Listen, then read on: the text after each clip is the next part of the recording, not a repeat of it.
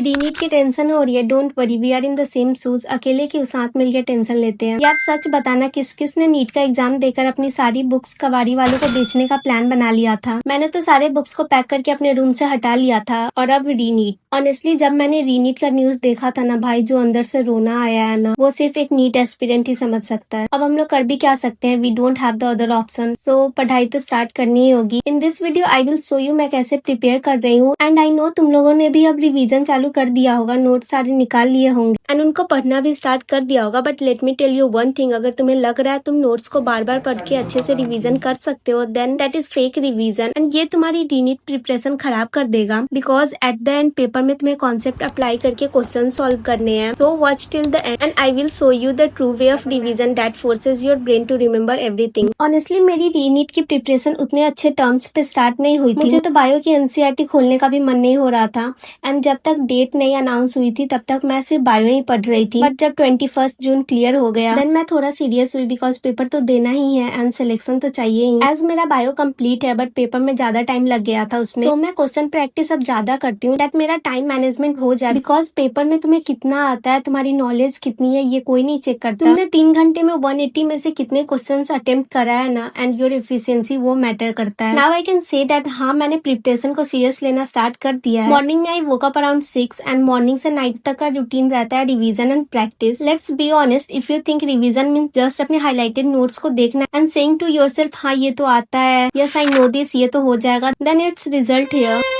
Look here, you read this paragraph, easy लग रहा है ना, now close the book and solve this exact question from the same line. होता है ना ऐसा, when you force your brain to extract the answer you put pressure on your memory, उसको active recall कहते हैं and that is what actual revision look like. नहीं सिर्फ पढ़ते जाओ। This is exactly why I personally recommend the MemoNEET app for your final re NEET revision to fix your silly mistakes. जो questions तुमने अभी देखा है, it was directly from MemoNEET. They have framed over 45,000 plus questions literally line by line from NCERT. Everything you need to crack NEET is right there in their searched section. You can quickly practice question जो तुमने अभी पढ़ा है. If you make a mistake, just revise that specific concept. And for that, PYQs marked NCERT and mind map available under NCERT revision पत्रिका. Now here is the craziest part. जो भी questions तुमने practice किया है मेमोनीट पे, you can't forget them because the app forces you to revise it 7 times at the exact moment your brain is about to forget it. And for improving your memory and time management, their test series is enough. Now,